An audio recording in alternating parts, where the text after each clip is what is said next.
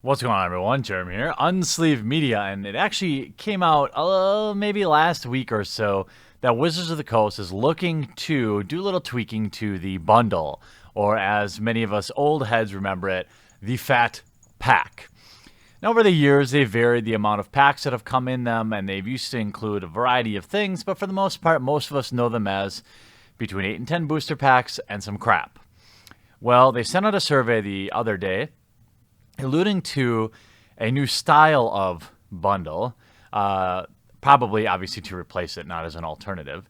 That would be 8 packs instead of 10, have 20 foil basic lands in it, as well as a exclusive alternate art rare, and pricing that at $32.99. Now, clearly, people are getting sick of the fat pack. We all have enough boxes laying around that the value of a place to store your cards just isn't exactly what it used to be.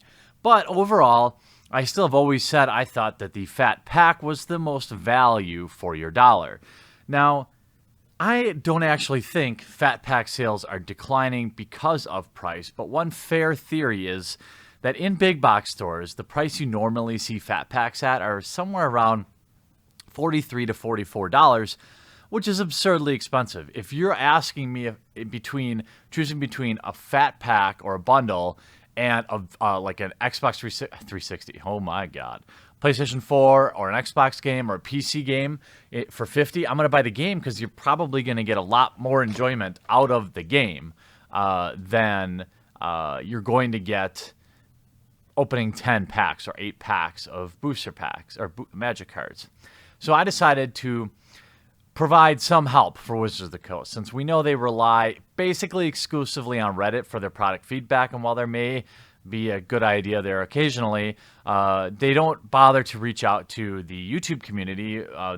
Many of us have a bigger audience than the entire Magic subreddit. So what are the problems with the $32.99 8-pack fat pack? It's not actually the price decrease, in my opinion, although I don't believe price is the reason people aren't buying fat packs. It is not the 20 foil basic art lands, because I think that will appeal to a very small amount of people, or the fact that they are saying an exclusive alt art rare. The problem is we know Wizards is going to screw this up.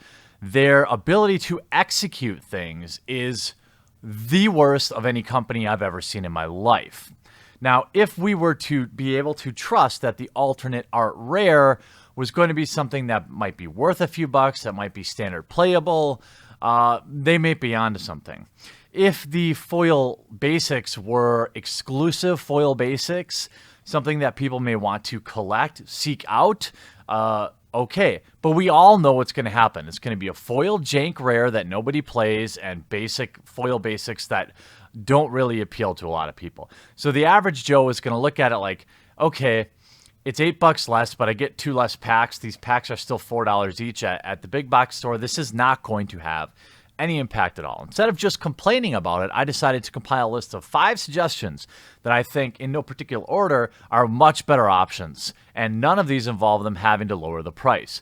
1, back in the day, if you're an old lump of coal like me, you used to get this thing in each fat pack. Some of you might not be familiar with what this item may be, but it's actually a book. Some might call it a novel. These were awesome, and it gave you a reason to explore the lore, to understand a little bit more of the Magic story without having to kind of seek it out. And a lot of people, myself included, actually collect them.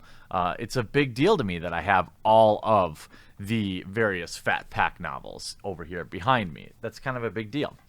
And you could, if you wanted, make it digital, which would basically remove all costs except for the licensing fees. Now, the face value of these books is about $6. Production cost plus licensing fees is probably less than $1. So if they gave it out as a digital copy, okay, but I still think getting something in your hand is more valuable. Suggestion number 2, and actually doing more than one of these together would be probably the ideal solution, but would be to keep doing the tokens. They did that during Amonkhet block. You used to get a little pack that had all the tokens in it. I find this not only utility because you're going to need them if you're playing the game, but it was this nice little thing. People could collect them. It actually gave you a little bit of reason maybe to get more than one, so you could have multiple copies of these tokens. Now, what I would highly suggest, though, is not being super average and merely doing that, but would be to also make them collectible in a way, whether it were more interesting art, or you could even play off the gambleability and have every so many of them contain all foil tokens. So that would actually get people to kind of double down on picking up the fat pack because they get a chance to get the foil tokens, which will have some value. So maybe you'll get people buying 2 or 3, hoping to rip the foil set, or you get people buying 2 or 3 because they want the complete set of tokens, or enough of the tokens, to have enough like for your drafts and your Grand Prix and your sealed tournaments and all that stuff. I think that would be the next logical step, is how I would approach it. Then back in the day, getting a spin down in your fat pack was like seen as like, it's worth $1. But let's be honest, how many extra freaking spin downs do people need? The first one, it has a very strong point of diminishing returns, and that basically starts with 1. After you have 1 spin down, everyone after that, unless you're obscure and you collect them like I do, you don't really need more. And even I only need 1. I'm not trying to collect multiples. So what I would recommend is they actually go back to unique spin downs and make them collectible. After all, this is a collectible card game. There was a time in the game where we had spin downs that look like this. Okay, very simple, but these actually have some value now. People like to collect them. Now, if they were in every fat pack, maybe the value would go down, but what if you printed multiple arts for the set? Then people might want to collect the various arts of these spin downs. They fit right in your deck box. They're not as annoying as the spin downs that rattle around. Also, these were a thing. These type of spin downs in the first Commander's Arsenal, people were paying a ton of money for these. And now they're in the Commander's anthologies, but this is still, in my opinion, far superior than spin down. And you could also customize these where you have 4 or 5 different colors or a different mana symbol, and maybe people will chase. My point is, you have to improve the quality of the items you're including. It's not about price. You have to improve the quality. And then you can also make it collectible by making more unique options for people. Yes, this increased costs, but what is the cost, the opportunity cost of declining sales, right? I didn't even buy a fat pack for Dominaria, and that's the first time in forever because I'm just over it, right? Another option would be better deck boxes or sleeves, okay?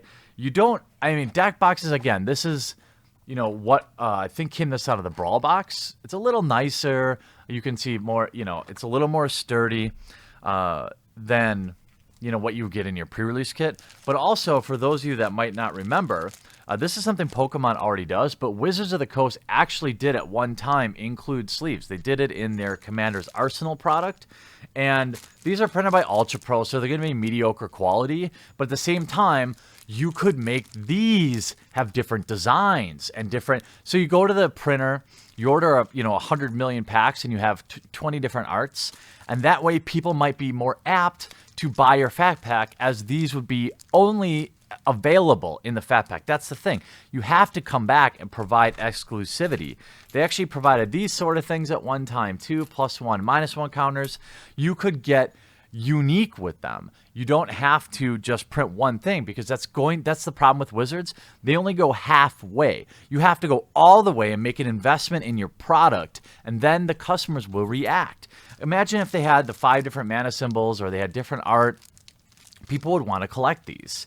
And you might even see a secondary market for variants. Maybe you have rarities where one variant's more rare than the others. I would entirely support that. We all know that chase is what actually sells booster packs, so why not double and triple and quadruple down on that, because it works.